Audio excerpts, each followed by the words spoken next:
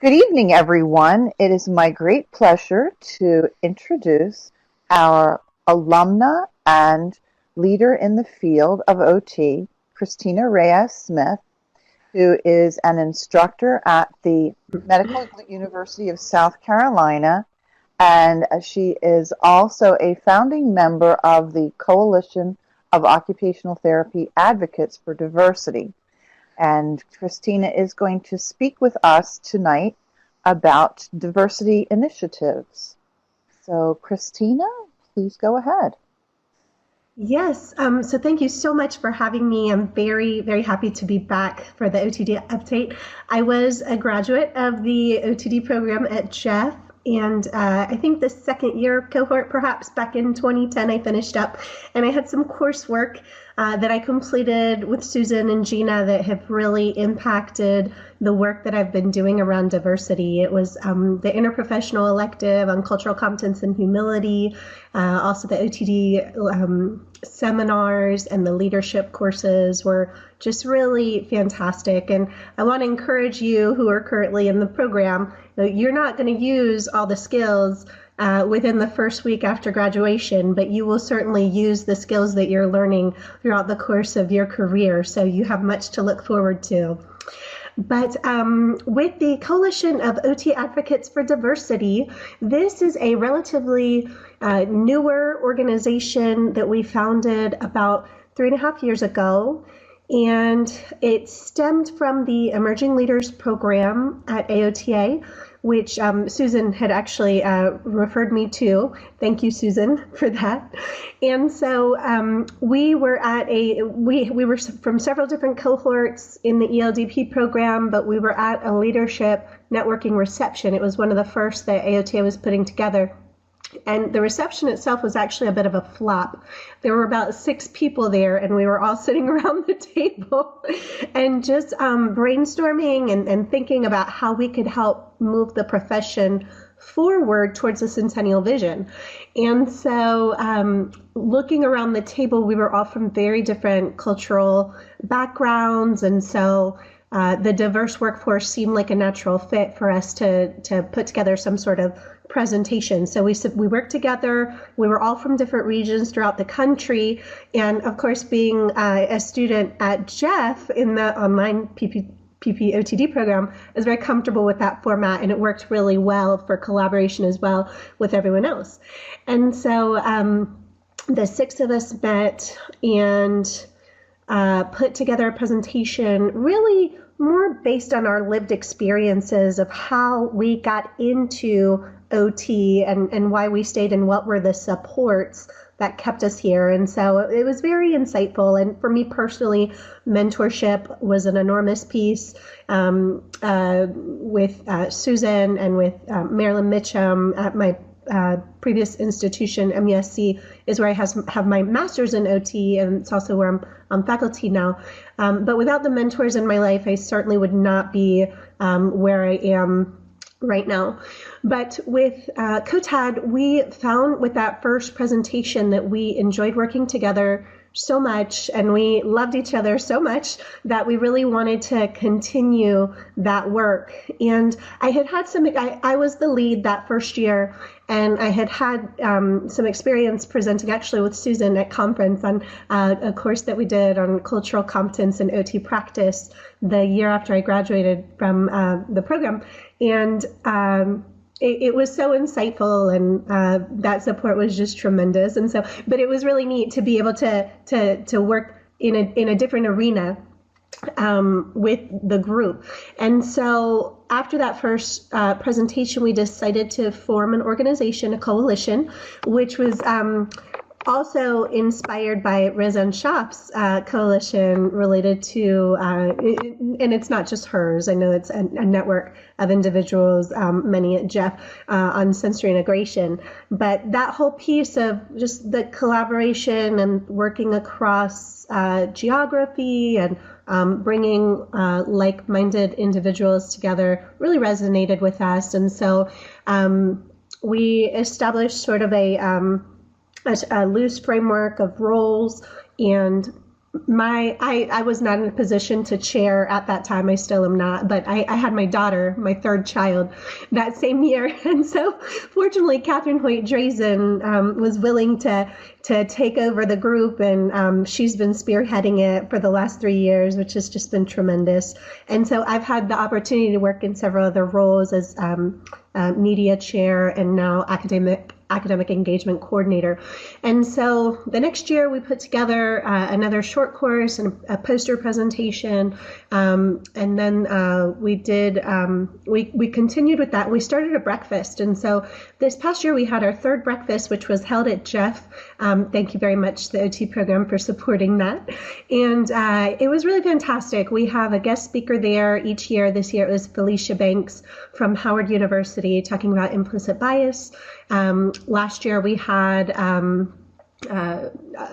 Yolanda Suarez-Balcazar from UIC talk about the future of cultural competence and OT practice. And so it's been a wonderful initiative, and there have been a lot of students and young practitioners who have been really engaged around the topic. We've also had the opportunity to work more and more closely with folks in AOTA on staff, and there is a new diversity champion, relatively new. He's been in the role for the last couple of years, and he's actually going to transition out this July. But it's been a shared position with so Patrick Bloom, the AOTA treasurer, has also been the diversity champion. And if you happen to be at a conference at the business meeting several weeks ago, we took the opportunity to recognize both him and Karen Smith at AOTA for their support with diversity and inclusion initiatives over the last couple of years, because it really has expanded the capacity of what our group and also I think the Multicultural Diversity and Inclusion Network group as well have been able to accomplish together. So we've been able to work with the MDI group also more specifically over the last year. We have quarterly conference calls with them where we talk about different initiatives, and both groups share about potential collaboration. And there were a couple key features that we've been working on that I wanted to share about with this group tonight. So after the OTD program, I started in the Representative Assembly as the South Carolina representative, and I had a 3-year term there, which I really enjoyed. And then I decided to move at our state level a little more and try to help to build the association there in a role as secretary. And recently I've gone back to the RA, which has been great, and our state association is really thriving. I'm very proud of the work they're doing. But the RA was something I was always interested in getting back to, and so I was recruited by Debbie Heinerfeld, the speaker, last year, and it's been great. But we put together, we put together a motion related to workforce diversity, and it had 3 components, and it was really the culmination of several different areas over the last few years that we had recognized as needs within our profession. And so we went to work at it over the last 6 months or so. And so the first area was around education. And the American Physical Therapy Association has a wonderful blueprint on cultural competence education that they have on their website as a resource for educators. And a lot of the material on there is still relevant, but it is a little bit older. And so we thought that we could do something nice that would really integrate with our OT practice framework, where culture appears about 36 times, and using that cultural context is such an integral part of who we are as occupational beings. We really think AOTA with the right expertise could put something very nice together that could set a standard for other health professions as well. So that was one component. And then secondly was around ethics. And right now there is an ethics advisory opinion on cultural competence, but it really focuses more on the patient-provider relationship. It doesn't really go into the workforce diversity, peer-to-peer, or educator to student, clinician to student et cetera, the intra-professional relationships as much. And so we thought, we initially proposed having a separate AO advisory opinion altogether that would really focus in on non-discrimination and bias, because it's not really addressed in the current advisory opinion. But the RA decided to amend the current cultural competence AO and add those pieces in there. So we look forward to seeing what becomes generated by the Ethics Commission. And so they asked if I'd be willing to look at the draft at some point. There were some other major advocates that are going to review it as well. So that was the second piece. And then thirdly was related to the professional development tool that was previously supervised by the Continuing Competence, the CCCPD, Continuing Competence Professional Development Committee. That those words might be reversed in that acronym. But at any rate, we wrote it so that there would be a component in there on cultural competence and sensitivity, because there's no section related to that right now. So what we discovered was that it's being revised in a totally completely new iteration with a different name, but the heart of it will still be there to be a tool for professional development. And it's going to be created by staff of the AOTA under the supervision of the CCCPD. And so that was a successful part of the motion as well that did go through. And so largely there was support for the intent of the motion. There was dialogue for about an hour on some of the nuances of the wording, but it did go through. We were very, very proud of that. And then lastly, from this last conference, so I mentioned that we had a series of short courses that we'd been conducting and posters, and we're involved with Conversations with Matter session every year with MDI. We meet with them as well. We do the breakfast, but we really wanted to expand the scope of the content that we were able to offer. And several people suggested that we do an institute. And so we submitted a proposal. And if your interest is diversity and inclusion or anything else that you're really passionate about, sometimes you might find yourself walking down a hallway with someone as they are going from one meeting to another meeting, because a lot of times people at very high levels are extremely busy, and sometimes that's the only time that you can have that kind of dialogue with them. It's not the only way, but sometimes you got to do what you got to do. And so that's what happened at conference last year with Maureen Peterson. At the end of the last session, I followed her to her next meeting, and I pitched the Institute idea on workforce diversity. And so she said, send me a proposal by next week. I said, sure, no problem. And so we did. We sent the proposal. She liked it. She sent it around to some of her other staff at AOTA, and they had some recommendations that we focused specifically on academia. And so we did that. We put together Diverse Workforce Institute with a focus on recruitment, retention, preparation of students, and promoting workforce diversity for the Centennial Vision. And so that was really very exciting and rewarding endeavor over the last year, really, because it was last April that we received that approval. And so with my work at Jefferson, I really loved the emphasis on collaboration and connection. And people use the word networking a lot, and networking to me seems so superficial. And one of the beauties of the programs at Jefferson, are how they really appreciate and value the relationships that are being formed, that are going to be lasting throughout our careers as occupational therapists. And it's really made an impact with me, and on a personal level and also professionally, I've tried to bring that to the medical university as much as possible as well, because it really resonates with me. And I think it's a fantastic approach that really works well within our field of occupational therapy and healthcare at large as well. It's brilliant. So we invited panelists to join us for this institute. And so we had 4 panelists from across the country to talk about recruitment. And then we had another set of 4 panelists to talk about retention and preparation.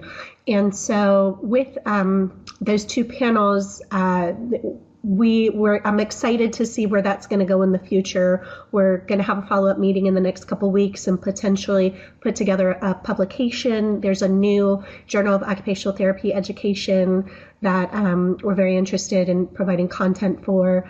And it could go in a lot of different directions, potentially more presentations, possibly another institute.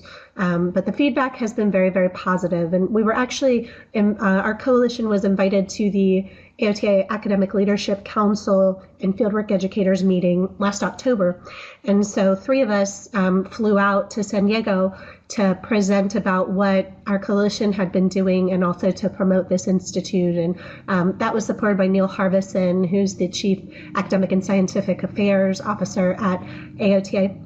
He was also someone that was one of my mentors in the Emerging Leaders Program, and he's been a tremendous advocate. And so over the next couple years, I'm excited to see where, how we'll be able to continue to engage people in academic settings and students. And there's a lot of energy around diversity and inclusion, especially as our society is getting more and more diverse. And we look at the disparities in healthcare, and we look at the costs that we're expending. We're number 1 among developing countries for healthcare costs, but we're number 42 for life expectancy. Last time I checked, when I was an OT student, we were number 24, and that was mortifying. But at any rate, I personally believe that occupational therapy can be a part of the solutions for helping to increase those numbers, helping to continue to create health and wellness and well-being in our communities. And I think that having a more diverse workforce is a critical component to that. So I wanted to see if there are any questions from our live attendees. And then if not, I'd love to tell you a little bit more about what I've been doing in our local community. So here in Charleston, South Carolina, it's been a very interesting climate. I've been here since I was 3.5 years old. My father was in the military. My family's from Puerto Rico. And so I've been in this community all my life, and I've traveled quite a bit and had experience with a wide variety of people from all over the world that I'm so grateful for. And so people will talk about recruitment pipelines, and I was a product of a pipeline, apparently, because I volunteered at our medical university Children's Hospital as a young adult, and I didn't discover OT until I had been out of school for 2 years. I had graduated from the College of Charleston. I majored in art history, minored in chemistry, wanted to do something in healthcare, but I did not know what. And so a little girl that I worked with, and Susan Gina may have heard this story before, but I was volunteering, and she wanted nothing to do with me. And we were in this huge atrium with beautiful colors and toys and every play activity under the sun. And she just wanted to see her OT. And I had no idea what that was or why it was. It really hurt my feelings, but I went home and I looked it up, and everything sounded too good to be true. And then I discovered that it was all true and that it was a viable profession with a lot of great opportunity. And so I started taking prerequisites to get into the master's program at MESC. I looked at other universities as well, but in the end, this was where it felt like the right place to be. And so I started back in 2004, after having worked at MESC in a clinical research organization for a little while. And then I did student admissions for a couple years as well for our dental school and the College of Graduate Studies.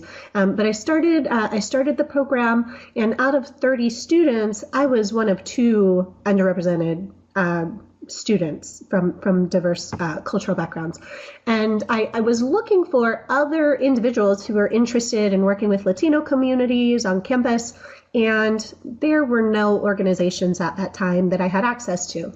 There was a multicultural student advisory board that I became involved with. There was also an Association of Black Health Professionals association or organization that I became involved with, but they were not, it was not exactly what I was looking for. So what's an OT to do? You start one, right? So we got together a group of faculty, students, and staff who were from very different backgrounds, but were all united by a common vision of helping to meet the unique needs of the Latino communities. And I think about Jim Collins in the Good to Great book that we read in our leadership course in the OTD program, and he talked about how your level 5 leaders are committed to the vision more so than anything else. And so having that common vision as a leader, as a team member as well, is so critical, and keeping that at the forefront of what we do. But at any rate, so we started the Alliance for Hispanic Health. It was fabulous. There was so much great energy, and I'm so proud. And that student group actually just recently received an award 10 years later. So I'm very proud of them. But I finished up, I worked in pediatrics for about 5 years for a great agency. But with my caseload, I had one Spanish-speaking family out of a full-time caseload of 32 at any given time. And so, and as I started teaching at MESC, I had opportunities through the OTD program that led to adjunct work. And so through an independent study that I did. And so I needed more flexibility with my schedule, because when you teach, you're back to semesters, just like you are right now in your OTD program. And so it was really hard to change a pediatric caseload every 3 months with the scheduling. And so going out on my own allowed me more flexibility. I was able to work with a CODA who was fantastic, and have more scheduling flexibility as well, and also really focus more on underserved communities, which was initially Spanish-speaking children. But then we also expanded our team, and we were able to expand to more rural communities. And so I'm very proud of the work. And so now we have 8 therapy practitioners between OT and PT who are meeting underserved community needs right here in Charleston and the surrounding counties. We opened up a clinic last year in a more central location, and we're expanding a wellness brand beginning in May. We're going to be launching it. And so you can check out our website, Vita Bella Services, for more information about that. But we want to focus more on health education and family fitness and learning, and all within the context of fun. And a lot of that is based on what I learned in the program at Jeff. I'll be collaborating with a physical therapist. She's agreed to be the wellness coordinator, because I still am the general business development coordinator as the company owner. And so we stay pretty busy. And then with teaching as well. So the company is doing really great. And so I've continued, I'm on faculty at MESC now in 50% capacity, which is right where I would like to be right now because of the company, and I have a young family as well. And so I came on as adjunct instructor initially, did that for a few years, and then I came on as an actual instructor. And I just recently found out that I'm being promoted to assistant professor this summer, effective July 1st. So I'm very proud and excited about that. And the whole promotion process is very interesting. And so between teaching and the company and a group that we formed called Alegría, which was honestly inspired by Jeff as well. In the class that the Cultural Competence and Humility class I took with Susan and other professors, we had to develop a proposal for a community program. And so mine was for Latino communities in a gymnasium having a fun dance-based event. And we did it. So, and it continues, not in that same format, but every year we have an event for Spanish-speaking children with special needs and their families, and it's called Alegría, which means joyfulness. And we do it in some kind of fun way, and there's always a health education component to it. So we've partnered with a local children's museum in the past. We've partnered with a local fun park, and we're trying to provide access to community resources for families who would have challenges due to stigma and language and et cetera, otherwise. So it's been really successful. And I tell you about all these things because going back to that vision, that personal mission statement, several years into adjuncting, I attended a professional development workshop, and all the professional development work that I did in the OTT program really stuck with me and kind of frames, you're going to think about, if you haven't already, who your mentors are, who they potentially will be, what are your strengths, what are the areas for you to work on. And so I always have that as sort of a frame of reference as I have moved forward with the big picture.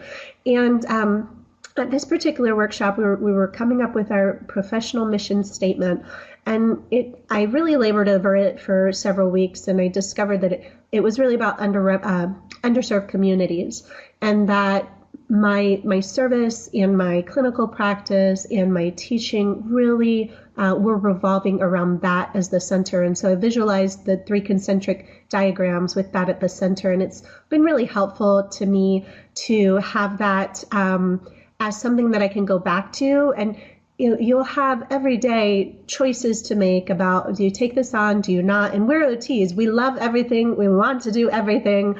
We're passionate about everything. And I've got about 20 or 30 years left of my career, so anything could happen. But I really I want to encourage you to continue to find out what that is. And Marilyn Mitchum talked about your highest point of contribution, and it's the place where your passion and skills meet with the need, but also meet with the social milieu. And so the 3 of those, and she had a Venn diagram, and in the middle was the highest point of contribution. So I was going in a pediatric neuroscience route for many years, up until about 3 or 4 years ago. And then I realized that my work was really going in a very different direction when I had that professional mission statement time. So it's painful to go through it, but it's so important. You're going to be so grateful for it later down the road. And so I hope that's helpful to you. And I see in the chats, thank you so much. So I'll stop talking. I don't know if there are any other questions or anything about any of that. Wonderful, Cristina. This has just been great. Any questions from anyone in our live audience? Or any thoughts or comments? Anything to add? I know we're about out of time. Okay, well, thank you. Thank you so much for the comments in the chat. I hope that you got something out of this, and please feel free to use me as a resource in the future. Susan and Gina have my contact information, but my email address is smith@musc.edu. I know this is going to be posted publicly, but this is public information on the MUSC OT website. But if you have any questions as you continue in your journey related to emerging leaders or teaching or entrepreneurship or anything, please feel free to contact me. And if you ever are in our neck of the woods, we'd love to have you come by the clinic and maybe grab lunch or coffee and spend some time. We do take level 2 fieldwork students as well if you know anyone that's looking for experience with the kind of work that we do. And if you're ever interested in collaborating, please let us know. And if I'm not able to do so directly, I'd be glad to connect you with someone that might be able to.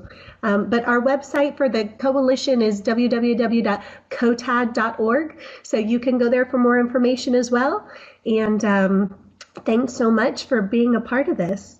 Thank you so much, Cristina. This has been just wonderful, and this will give us lots to think about and lots to inspire us as we move forward for a long time. So thank you again.